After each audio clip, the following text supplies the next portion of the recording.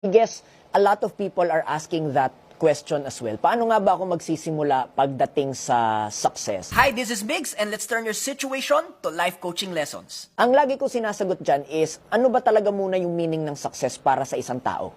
Para sa kanya.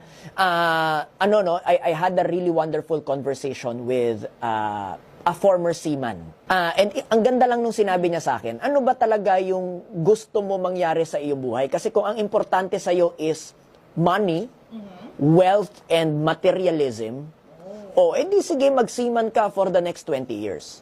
Pero kung ang priority mo is family mo, anak mo, and being able to spend time with them, maybe I want you to reconsider being a seaman.